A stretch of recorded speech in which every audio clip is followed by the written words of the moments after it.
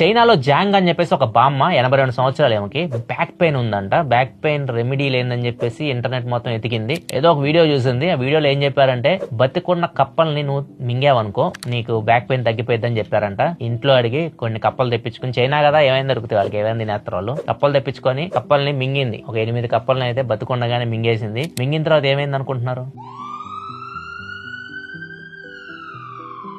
ఇలా హాస్పిటల్కి అయితే తీసుకెళ్లారు. లోపల చూస్తే మొత్తం ఫుడ్ పాయిజన్ అయిపోయి ఇన్ఫెక్షన్ అయితే అయింది. 2 వీక్స్ పట్టింది ఆమెకి మొత్తం కంప్లీట్ గా రీకవర్ అవడానికి. రీసెంట్ గా ఒక ఇన్స్టాగ్రామ్ ఇన్ఫ్లుయెన్సర్ బాలికి చెందిన అమ్మాయి, ఈమె ఓన్లీ ఫ్రూట్ డైట్ అనమాట.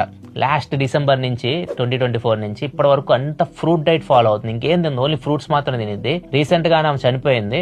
చనిపోయినప్పుడు ఆమె వెయిట్ చూస్తే 23 kgs ఉంది అంతే. ఇట్లాంటి చాలా మంది ఫాలో అవుతూ ఉంటారు. ఏయో ఇన్స్టాగ్రామ్ లో చూసేసి రెమెడీస్ అని చెప్పేసి, డైట్స్ అని చెప్పేసి ఇలాంటివి చేయకండి. దగ్గరలో హాస్పిటల్కి వెళ్ళి మీకు ఏమైనా ప్రాబ్లం ఉంటే